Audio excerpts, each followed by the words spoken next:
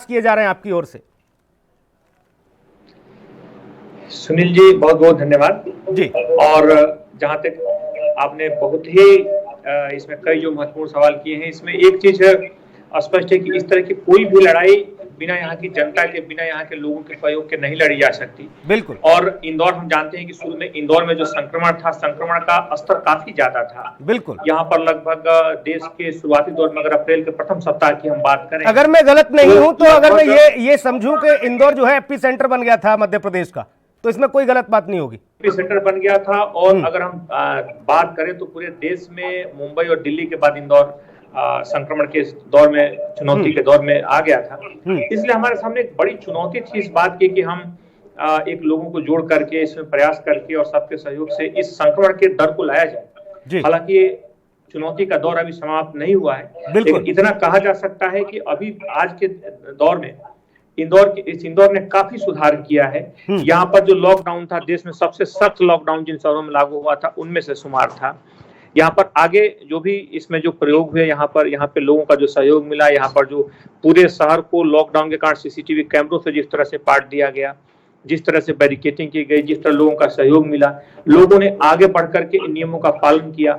जो लोग बाहर से आ रहे थे उन लोगों की जिस तरीके से मदद की गई, यहाँ पर जो मजदूर और बड़ी संख्या में जो लोग आ रहे थे, उसके कारण इंदौर में एक बड़ा सकारात्मक माहौल बना, एक बड़ा सकारात्मक एक संदेश गया। और अंततः अगर आप देखेंगे तो आज इंदौर में चाहे रिकवरी रेट हो, चाहे लोगों के एक आपसी तौर पे जो हॉस्पिटल और बाकी जो कोविड सेंटर में ठीक होने की दर है वो काफी अच्छे स्तर पर है।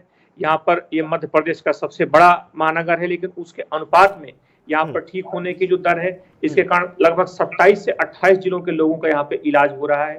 यहाँ पर जो मरीज हैं उसमें से आधे से ज्यादा दूसरे शहरों के हैं और ठीक होकर के वापस घर जा रहे हैं। तो एक इंदौर की जो एक तासीर है, इंदौर के लोगों ने जिस तरीके से इसमें बढ़कर सकारात्मक एक रूप दिखाया है, उसके कारण जरूर एक कोरोना वॉरियर के रूप में जो आपके तमाम पुलिसकर्मी जो ड्यूटी पर तैनात थे, जो लोगों को राशन पहुंचा रहे थे, शायद इतिहास में या ये कहा जाए कि मानव सभ्यता में तो पहली बार ये देखने को मिला जहां पुलिस को सुरक्षा के लिहाज से तैनात किया गया था, लेकिन सुरक्षा के साथ साथ लोगों की आजीविका को और जीवन को भी बढ़ाने में बड़ी मदद की गई पुलिस के द्वारा।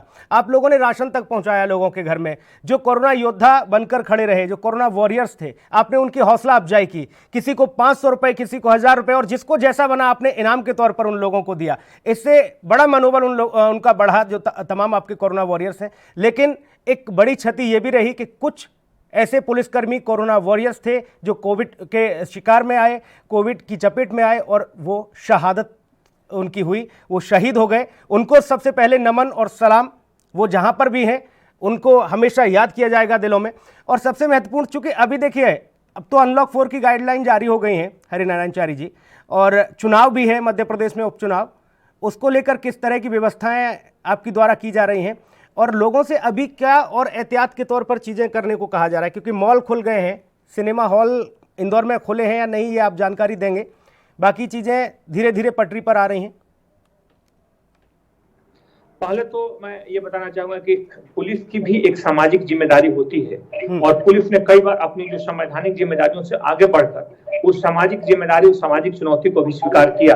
जहां तक लोगों के बीच में मदद करने की बात है, पुलिस ने कई बार देखा कि कई एक पिता कहीं एक दूसरे शहर में फंसा है और चाहता है कि उसकी कोई घर का कोई बुजुर्ग सदस्य या कोई बुजुर्ग व्यक्ति या कोई छोटा बच्चा जिसका वो बर्थडे मनाना चाहता है और उसमें असहाय महसूस करता है लॉकडाउन में, पुलिस ने बढ़ करके उस मानवीय पहलू को देखा और वहां पे कुछ पुलिस कहीं की एक लगकर पहुंच गई। कहीं कोई बुजुर्ग व्यक्ति घर में दवा अगर उसको नहीं मिल पा रही है, कहीं कुछ ऐसी दवा के लिए पुलिस को फोन कर दिया कि उसको लॉकडाउन में दवा खरीद कर लाना है, कोई घर में सदस्य नहीं है, पुलिस ने बढ़ करके उस जिम्मेदारी को निभाया। मेरा मानना है कि पुलिस की एक सामाजिक जिम्मेदारी है और पुलिस को इस जिम्मेदारी से बचना नहीं चाहिए। पुलिस को आगे बढ़ चढ़ करके इसमें मदद करनी चाहिए हम लोगों की, और पुलिस ने लगातार इस लॉकडाउन में इस जिम्मेदारी और इस भूमिका को निभाया है। जहां तक मॉल और बाकी चीजों के खुलने की बात है, यहाँ पे मॉल तो खुल गए हैं लेकिन अभी सिनेमा हॉल और इस तरह के जो संस्थान अभी नहीं खुले हैं। सार्वजनिक कार्यक्रमों पे काफी हद तक अभी लोगों को सलाह दी जाती है कि इसमें न आए। लेकिन अब सबसे बड़ी जिम्मेदारी है, अभी तक जो घटनाक्रम है पिछले 5-6 महीनों का, एक चीज बड़ी स्पष्ट उभर के सामने आई है कि हमें इसके साथ साथ जीना होगा। हमें इस चुनौती के साथ आगे बढ़ना होगा, जीवन का एक हिस्से के रूप में स्वीकार करना होगा। तो इसके लिए हमें उस तरह की जिम्मेदारियां भी रखनी होगी, जैसे कि अब हम मास्क का उपयोग करें, हम फेस शील्ड का उपयोग करें, हम विटामिन सी और जिंक वाले कुछ भोज्य पदार्थों को लें। जहां तक जवानों की आपने बात की, जवानों को मैं बताना चाहूंगा कि जवान इसमें लगभग 252 जवान इसमें अभी तक बीमार हो चुके हैं, संक्रमित हो चुके हैं। लेकिन इन जवानों को निश्चित तौर पर दोनों स्तरों पर लगातार कोशिश की गई है, चाहे संसाधनों के स्तर पर हो या मनोबल के स्तर पर। टीम को लगातार हौसला बढ़ाया गया है। हमारे अगर 2 जवानों को छोड़ दें, लगभग इसमें से हमारे एक इंस्पेक्टर इसमें जो शहीद हो गए, जिनका आप जिक्र कर रहे थे, हमारे 1-2 जवान भी इसमें शहीद हुए हैं। लेकिन उसके अलावा लगभग कहेंगे तो 250 जवान स्वस्थ होकर के घर गए हैं। हम लोगों ने पुलिस लाइन में भी किस तरह के कुछ कोविड सेंटर्स बनाए हैं, जहां पर उनको प्राकृतिक तरीके से उसमें ठीक होकर के घर जा रहे हैं। उद्देश्य ये है कि हमारे जवानों का मनोबल किसी स्तर पे कम ना हो, उनका हौसला कम ना हो, क्योंकि ये लड़ाई जो है वो फ्रंट पहले पंक्ति के योद्धा हैं, लगातार उनकी भूमिका महत्वपूर्ण है और ऐसे में आवश्यक है कि उनका मनोबल ऊंचा रहे। लगातार संवाद बढ़ाया गया है, लगातार उनसे प्रतिदिन बातचीत की जाती है। तो मुझे लगता है कि पुलिस की जो पूरी टीम है, पूरी मुस्तैदी के साथ, ऊंचे मनोबल के साथ इस आने वाले चुनौती के दौर में पूरी तरीके से मुस्तैद है और पूरी तरीके से सजगता से काम कर रही है। बुद्ध की धरती से आते हैं आप, बिहार के सीवान से आते हैं आप, और सीवान से जब आप एक आईपीएस के तौर पर जब आपकी तैनाती होती है तो मध्य प्रदेश कैडर आपको दिया जाता है। जहाँ जहाँ आपने पुलिस अधीक्षक के तौर पर काम किया, वहाँ वहाँ नई नई व्यवस्थाओं को, जो कहते हैं ना कि मन में जो चीज़ें ठान ली जाएं, जब आपको जिम्मेदारी मिली और आपकी इच्छा शक्ति है, दृढ़ इच्छा है, तो कुछ भी मुमकिन नहीं है, कुछ भी नामुमकिन नहीं, हर सब कुछ मुमकिन है। ऐसे में वो सारी चीज़ें तो की आपने। लेकिन देखिए, चुनाव, चूंकि उपचुनाव की मैं बात कर रहा हूँ, उपचुनाव की एक बड़ी चुनौती है, इसको किस तरह से संपन्न करा रहे हैं आप? चुनाव जो है लोकतंत्र का सबसे बड़ा पर्व है और इसको निष्पक्षता से, पारदर्शिता से, पूरी तरीके से एक संवैधानिक दृढ़ता से कराया जाए, ये पूरी हमारी जो प्रशासनिक पुलिस की मशीनरी है उसका दायित्व है। और आने वाले समय में यहाँ पर एक उपचुनाव है, एक, और उस उपचुनाव के दौर में जो भी प्रशासनिक व्यवस्थाएं हो सकती हैं, पुलिस की जो तैयारियां हो सकती हैं, पुलिस की जो चाहे विभिन्न तरह के जो वल्नरेबल और अलग अलग जो संवेदनशील बूथों का जो चयन की बात हो, वारंटों के तामीली की बात हो, अलग अलग सोसाइटी एफएसटी एसएसटी को बनाने की बात हो, सभी मुद्दों पर हम लोग तत्काल काफी सतर्कता के साथ इसमें काम कर रहे हैं और पूरी तरीके से जो हमारी जिम्मेदारियां हैं उसके प्रति हम लोग, हमारी टीम पूरी तरीके से प्रतिबद्ध है।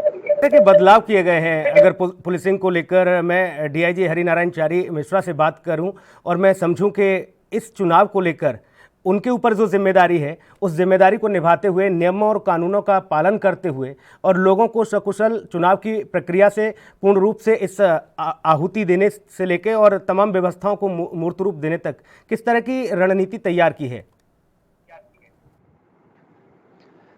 आने वाले समय में अगर हम बात करें तो पुलिस के सामने इन चुनावों में एक बड़ी चुनौती होती है कि जो भी इस तरह के आपराधिक तत्व हैं, जो भी जिन लोगों ने पिछले चुनाव में किसी भी तरह का व्यवधान डाला हो, उनके खिलाफ अगर कोई लंबित मामले कहीं पेंडिंग हो, अगर उनके खिलाफ कोई वारंट कहीं भी लंबित हो, साथ ही साथ जो पुराने जो बदमाश हैं, जो अलग अलग क्षेत्रों में हैं, जो वल्नरेबल और क्रिटिकल जो बूथ का जो अलग अलग चयन होता है, उनको जो पैमाना जो बनाया जाता है, उसमें ये बड़ा स्पष्ट है कि जो उस दौरान जो हिंसा हुई होती पिछले चुनाव में या उस दौरान किसी भी तरह की वहाँ पे अव्यवस्था हम अभी तक नोटिस कर पा रहे हैं हरिनारायण चारी जी कि लोग जो है अभी भी, कोरोना जब शुरुआती दौर था तो बड़ी दहशत थी लोगों में, लेकिन अब धीरे धीरे लोग उस मानसिकता से तो उबर रहे हैं, लेकिन कुछ नियमों का भी उल्लंघन कर रहे हैं।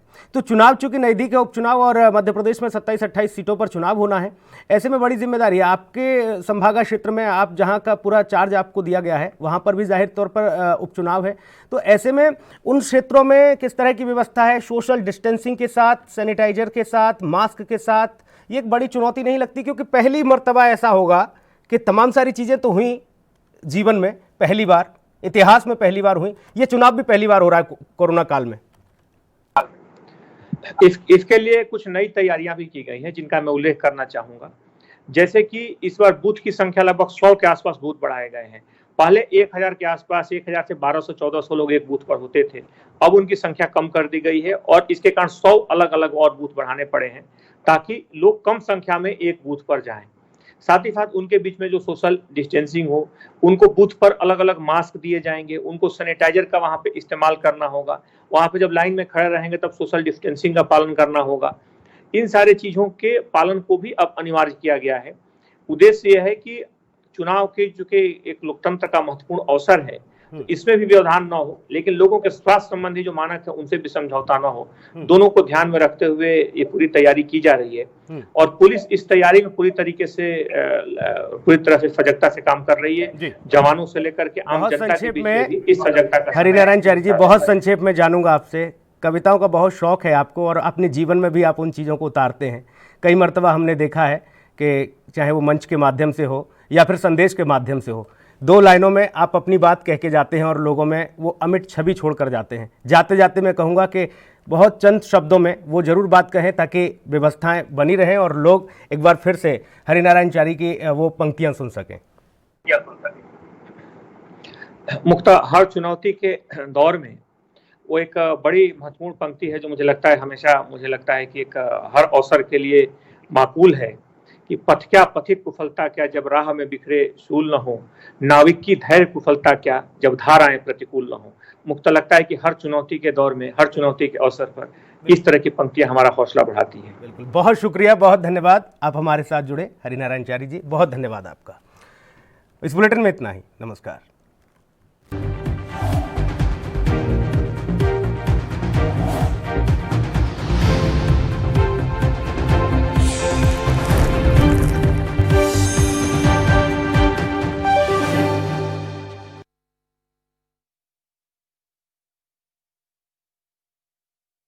क्या आप दुबले पतले कमजोर हैं? आपकी सेहत नहीं बनती, भूख कम लगती है, वजन नहीं बढ़ता। दरअसल मेन बात खाना खाना नहीं है, मेन बात है पाचन तंत्र का सही होना, लीवर सिस्टम का पूरी तरह से ठीक होना, ताकि आप जो भी खाएं उसका पूरे का पूरा निचोड़ आपके शरीर को लगे। लोग सोचते हैं कि सेहत खाना खाने से बनती है, पर